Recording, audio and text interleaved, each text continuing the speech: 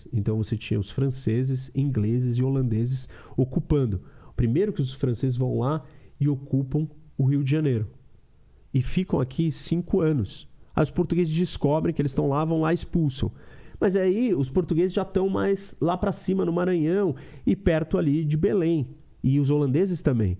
Aí os portugueses expulsam os franceses de novo e os franceses sobem. Franceses ou holandeses? Primeiro os franceses. E depois? E aí quando os franceses são expulsos, eles comentam, falam assim, mas pô, ali mais pra cima, em Belém tem holandês, tem inglês, os caras, já dominaram tudo ali. Aí os portugueses falam, nossa, a gente precisa fazer alguma coisa. Os franceses, quando são expulsos novamente, eles sobem, falam, bom, já tá tudo ocupado com inglês, holandês, e os portugueses já me expulsaram. Então, aí os franceses vão parar aqui, que é a Guiana Francesa. Que é onde eles ficam até aqui, né? A Guiana Francesa.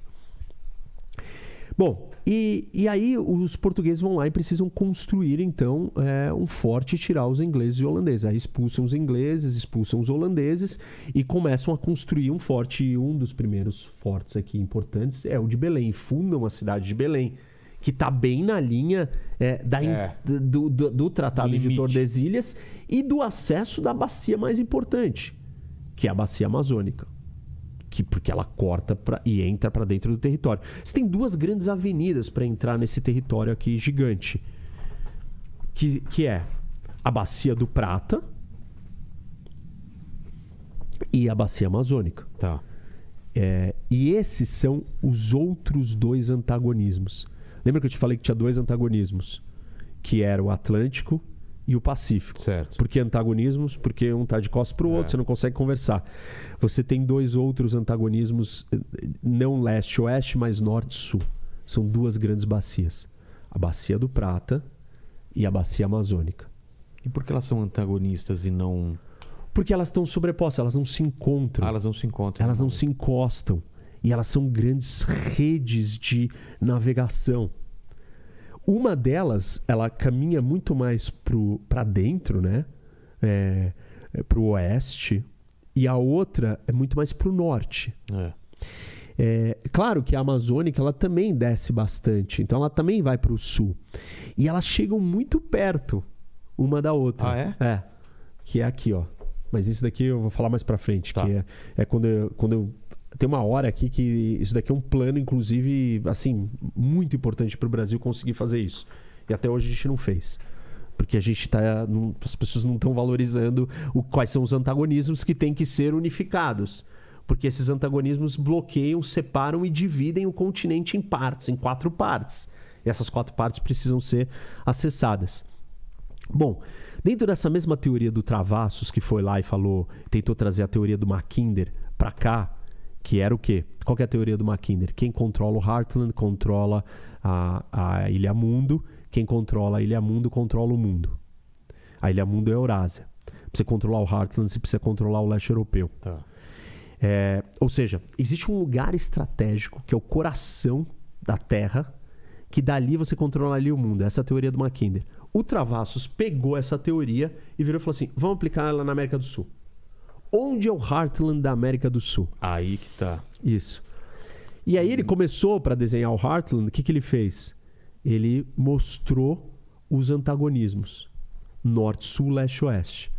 Onde estaria o Heartland? O Heartland é o ponto que... É aqui? Bolívia. Bolívia? Tem um triângulo aqui entre Cochabamba, Sucre e Santa Cruz de la Sierra, que esse é o coração da América do Sul. As pessoas falam assim, mas a Bolívia é um país sem saída para o mar, pobre, difícil, com uma geografia complicada, Reni. Mas a existência o Heartland em si, a potência não está nele. A potência está no valor onde ele está localizado. Não é necessariamente para ele, dali, conseguir dominar, porque ele está numa desvantagem muito pequena. Primeiro que ele é um estado sem saída para o mar. Estados sem saída para o mar são os mais pobres do mundo. São os mais problemáticos, os que têm mais dificuldade de se desenvolver. Os 2 mais complicados da América do Sul é a Bolívia e o Paraguai. Os 2 que não têm saída para o mar. E a Bolívia ainda tem todo esse território, né? Com o altiplano, com a cordilheira, com a floresta. É um território super difícil. Então, não é a Bolívia, da onde ela está, ela vai dominar a América do Sul. Mas para o Brasil ou para a Argentina, quem dominar isso daqui, dominaria a América do Sul. Entendi. E aí começa a disputa geopolítica da preocupação. Se aqui é o coração, a gente tem que ter o coração. Tá perto de lá. Claro que, né, eu estou contando um pouco da história lá de trás, desde do começo da colonização até... isso daqui é uma teoria nova, recente, né? Tipo assim, muito tempo depois. Mas se percebia que tinha que avançar para dentro e cada um estava tentando com as vantagens que tinha. Então, os argentinos, os espanhóis que estavam aqui desse lado, estavam vendo que eles tinham um rio, tal, eles tinham outros caminhos por aqui. E estavam querendo acessar mais para dentro também, mais para cima. E nós, do nosso jeito. O nosso jeito era mais difícil, porque a gente tinha que atravessar a Serra do Mar, andar tudo aqui para chegar ali. Tanto que a gente chegou até depois. Claro, eles já estavam vindo do outro lado. Então, estava diferente. Bom, voltando para a nossa história do primeiro imperativo, né? O que eu estou falando para quem está acompanhando? Eu estou explicando como que a gente ficou do tamanho que a gente ficou. Certo. Então, a primeira parte a gente estava tentando encontrar a montanha de prata, a riqueza dos minérios. Não deu certo por ali, mas nós fundamos o acesso à Bacia do Prata, o nosso acesso. Porque nesses caminhos, nessas entradas, e depois das entradas, literalmente, que eram as expedições da coroa, vieram as bandeiras. Qual a diferença? As bandeiras eram privadas. As entradas eram da coroa. E as bandeiras, como eram privadas, que eram os bandeirantes, elas não respeitavam o Tratado de Tordesilhas. Eu estou desbravando aqui. Claro. E eles saíram de São Paulo, começando daqui, para tentar chegar, e desde o começo, desde o Aleixo, depois do Martim. Então eles pegaram a rodovia dos Bandeirantes, foram embora. Não é? E começaram a desbravar. Quais eram os interesses deles? Os interesses eram os recursos naturais. Mas minérios. Ainda com a ideia de ouro, de cidade de prata, essas coisas também estavam na cabeça deles. Queriam achar ouro, queriam achar isso. E começou a acontecer uma coisa.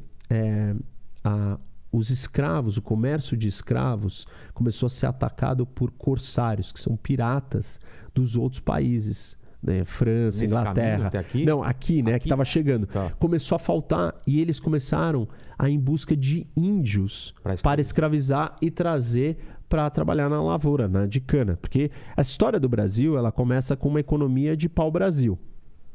Que, aliás, essa é uma história interessante de uma explicação de por que de colônia de exploração do nosso nome.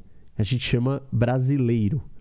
E a terminação eiro, o sufixo eiro, ele tem a ver com um profissional de uma determinada área. Por exemplo, engenheiro, padeiro. Então, o eiro quer dizer que você é um profissional daquilo. Exato. Brasil é o quê? É um pau, é uma madeira. Então, o brasileiro é o profissional de extração da madeira, daquela espécie de madeira. Nenhum outro país do mundo tem o nome e o seu povo chamado por essa identificação, com essa terminação desse jeito associada a um recurso. Claramente, a gente não estava aqui associado com a terra. A gente estava associado a um recurso. Inglês, francês, tem a ver com o burguês, que é aquele que é da burguesia. Freguês, que é o que reside na freguesia. Ou o americano, que tem a ver com aquele que é originário daquele local. Sim. A gente não, a gente tinha a ver com a extração. Então a primeira extração é o pau-brasil. Depois a cana-de-açúcar. E aí, na primeira extração, né, eram só aqueles pontos depois das capitanias. E aí começa a ter problema com a mão de obra para cana-de-açúcar aqui. E aí a gente começa a entrar para dentro. Os bandeirantes, as bandeiras e as entradas. Os bandeirantes tem até uma lenda que eles eram chamados de pés largos, né? Que eles andavam descalços. E desde jovens, então o pé deles ficava maior. E tanto que quando eles encontraram aqui em Minas, né, depois quando eles descobriram as minas e começaram a explorar os minérios, aparecem os portugueses com sapatos e eles chamavam eles de emboabas, que eram aves com plumas nos pés. E até a gente teve uma guerra das emboabas que foram entre os bandeirantes que estavam ali explorando os minérios e os portugueses que estavam no local. Sim. Uma curiosidade, enfim. Então, tá bom. Aí com isso nós conseguimos começar a entrar para dentro e começamos a ter acesso a Rio Paraná, Rio Paraguai. Esses bandeirantes, eles vinham para ficar ou eles vinham para tirar e ir embora? Tirar e voltar. Tirar e trazer. Tá. Eles estavam desbravando, né? Estavam descobrindo esses caminhos. O que tinha? Vamos escravizar índio e vamos achar minério. Mas vamos achar riqueza. Não era ficar com a propriedade, vou ficar aqui. Não. Era trazer. Não era aumentamos o nosso território e ficamos aqui. Eles estavam nessa missão de exploração. Entendi. Depois, então, dessa etapa que não deu certo o caminho por aqui, eles continuam procurando. Qual foi a vantagem disso daqui, dessas primeiras tentativas? Nós conseguimos descobrir esses primeiros grandes rios. Então, os portugueses e o Brasil começam a acessar Rio Paraná, Paraguai, porque até então, né, os rios eles serviam de guias para você chegar nesses lugares. Certo. Os portugueses não usaram muito os rios e nem os espanhóis porque eles tinham medo dos índios, porque eles eram uma presa fácil dentro do rio. Mas se você seguisse ao lado, na margem do rio, o rio te mostrava para onde você tinha que ir. Porque por aqui você poderia chegar navegando e entrar muito mais perto aqui do suposto Império Inca. Abrir a mata. Isso. Mas eles até mesmo no caminho aqui do Peabiru, essa parte aqui de Puerto Coçado até Corumbá, você poderia fazer com o Paraguai, navegando pelo Paraguai. Entendi. E eles fazem, na verdade, por fora. Ó, quer ver? Aqui, ó. O Paraguai está exatamente cortando aqui, no mesmo lugar da trilha, nesse pedaço, né? Bom, e aí então qual que é a próxima etapa? Não deu por aqui, aí eles começam a procurar desbravar por aqui. E aí eles descobrem Minas. E aí descobrem uma serra com muita riqueza e começam a retirar muito minério, muito ouro, muito diamante, valores atuais, tipo uns quase 3 bilhões. Absurdo de riqueza em ouro, em diamante mais de trilhão. Cara. De quantidade de diamante que foi retirado. E como que essas trilhas, né? Ou como que eles desenvolvem isso? Tem até a famosa a rota que sai de Minas para Paraty, né? Como isso. Que era o caminho velho, esse daqui. Então ele sai de São Paulo, né? E aí vai até Taubaté. Taubaté continua subindo até Ouro Preto. Exato. E ali exploram e voltam. E quando eles voltam, eles descem para Paraty. Por quê? Tipo, não tem ninguém no Rio. Então, Paraty é o lugar que eles vão navegar e levar de Paraty para o Rio para depois jogar para Portugal, mandar de volta para Portugal. Esse é o primeiro caminho, só que é meio complicado, né? Porque você vem aqui, desce, entra em Paraty, aí você não ia direto de Paraty até o Rio, você tinha que parar um pouco antes, entrar por terra para chegar no Rio, para ir do Rio, então você ir para lá. E aí a corte portuguesa vira e fala assim, não, vamos abrir um novo caminho melhor. O caminho real, né? Isso, e aí abre o caminho por Juiz de Fora, que é um novo caminho, mais curto, mais lógico. Então essa é a segunda etapa dessa expansão. Entendi. Primeira nós andamos para cá. Começamos a descobrir aqui as chegadas da Bacia do Prata. Mas aqui não achou muita riqueza. Não achou algumas coisas, mas não achou aquele caminho e tal. Mas chegou perto do rio. Dos rios, que eram importantes. Aí subimos para Minas. E aí, com a importância que a riqueza, né, de minérios isso daqui gerou... Atraiu... A capital já não podia ser mais aqui. Entendi. Porque aí era perigoso. Você já tinha ameaça dos espanhóis aqui, você tinha os índios, você tinha tanta riqueza, então vamos mudar a capital para o Rio. E aí mudou a capital para o Rio. Então essa já é uma mudança. E aí depois vem aquela etapa de avanço aqui do norte. Então, percebe? Os portugueses estão começando a consolidar a posição aqui nesse pedaço. E já está indo bem. Então... até aí eles estão ok, estamos indo assim razoavelmente, estamos descobrindo os caminhos, estamos chegando. Aí você tem uma grande expedição, várias vão acontecendo com os bandeirantes, mas uma delas é muito importante, que é a do Raposo Tavares. E essa é a última expedição dele e a maior de todas. E nessa expedição é a maior expedição feita no continente e ele dá a volta no Brasil inteiro. Então ele sai daqui de São Paulo e ele atravessa o estado de São Paulo, pega o Tietê e tal, vai parar no Mato Grosso, passa por Corumbá, vai subindo, Mato Grosso do Sul, depois vai para o Mato Grosso, vem aqui em Rondônia e aí já pega os rios afluentes da Amazônia, sobe e sai Nossa. em Belém. Ele demora 3 anos nessa expedição, quando a mulher dele nem reconhece ele. Mas o que ele faz? Ele desbrava o Brasil. E ele mostra o tamanho desse interior e o que tem. E como que é possível conectar isso daqui com o centro e a parte de cima com a parte de baixo. É de extrema importância. Mas ele tem anotações, ele faz o quê? Ele vai indo e tipo, ele já tinha ido um pouco, ele sabia algumas coisas, tal, mas ele decide desbravar e assim, ele era chamado de Raposo Tavares o Velho. Ele tinha 50 anos e, assim, né? O cara foi e conectou. Qual a importância geopolítica disso? Porque ele conecta primeiro o centro do Brasil. Ele acessa o centro do Brasil. E depois que não era Brasil ainda. Não era. Mas era terra de ninguém? Então, mas aí o que acontece? Não conta essa parte, né? A gente tem a ruptura da União Ibérica. Ela chega no fim e aí eles se separam.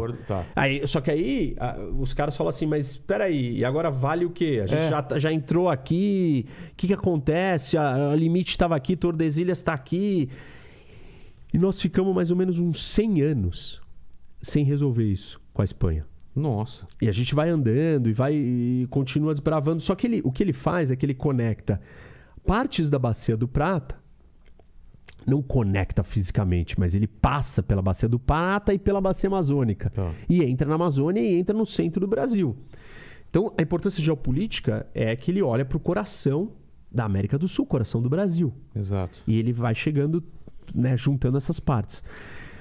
Aí, nós temos um tratado de Madrid que vira e fala o seguinte, depois de 100 anos daquela história, dessa dúvida toda, fala assim, não dá mais pra gente considerar Tordesilhas, porque, isso já ficou pra trás, já tem um monte de gente fazendo um monte de coisa aqui, como é que a gente vai dividir isso? Aí eles usam o princípio do utis posseditis, que é, vamos dividir a terra de acordo com quem está presente nela. E aí, os portugueses, trabalhando nisso, foram lá e construíram um monte de fortes. Foram construindo um monte de fortes. E aí os fortes muito importantes. Território. Isso. Coimbra, aqui. Aqui outro. Percebe onde estão os fortes brasileiros? E aqui embaixo, esse daqui... Coimbra, esse é muito importante porque vem até o Mato Grosso, né? E é onde a bacia amazônica está chegando no final e a bacia do Prata está chegando... quase encontrando. Então esse é muito crítico porque ele estabelece o marco talvez não mais adentro, mas mais central do Brasil, ao mesmo tempo que o de Belém, né, e o daqui da Foz do Amazonas também tem relevância porque eles conquistam e determinam que então o Amazonas é brasileiro. O que acontece nessa divisão? Nessa hora tá claro então que o Prata é espanhol. E o Amazonas é brasileiro. E aí, ok. Dividimos, tá estabelecido, é isso mesmo, tá bom, tá desse tamanho. Mas o pessoal ficou satisfeito com isso? Porque me parece uma divisão. Eles não tinham conseguido chegar, eles estavam mais preocupados com as outras coisas deles aqui. Eles tinham muita terra pra lá, porque era tudo Espanha, né? Entendi. Você tinha tudo aqui. Eles parecia uma coisa... assim, né? O Brasil estava numa vantagem, os portugueses estavam numa vantagem de acessar isso daqui. Porque eles estavam num lugar que tinha mais abertura, os outros estavam mais para baixo. Entendi. Mas eles estavam numa vantagem de chegar aqui, tanto que eles chegaram aqui primeiro. Isso preocupava o Brasil, por isso que o Brasil tentou, né, entrar o máximo que podia. Bom, com isso, a gente estabelece o primeiro imperativo do Brasil, que é o quê? Expandir o território. A gente precisa crescer e precisa ter mais terra, porque aqui não ia dar. Esse processo todo, ele leva um tempo. Só que aí começam alguns conflitos e algumas brigas. O primeiro deles é aqui com a Guiana Francesa. E o Brasil vira e está disputando uma área com a Guiana Francesa, né? Os franceses querem um acesso de um pedaço que daria acesso ao rio Amazonas. E o Brasil fala, não, esse pedaço é meu, eu não vou dar. E a gente se submete, o Brasil junto com a França, se submete a uma arbitragem pela Suíça. Vira para a Suíça e fala assim, você vai arbitrar então essa nossa disputa aqui. Existem 3 grandes arbitragens na história do Brasil para definir territórios que estavam em disputa por causa dessa história do Tratado de Madrid, de 1700, que não tinha definido quem era o quê. Tinha dito quem estava lá, mas aí você não estava ocupando todos os lugares, entendeu? Onde é a linha? Então, onde é? Era complicado. Enfim, aí a gente submete para arbitragem e o suíço dá o território para o Brasil. Todo o território disputado. A Suíça diz que é território brasileiro. Esse território é do tamanho do Reino Unido. Nossa. Que é isso daqui no Amapá. Essa ponta inteira.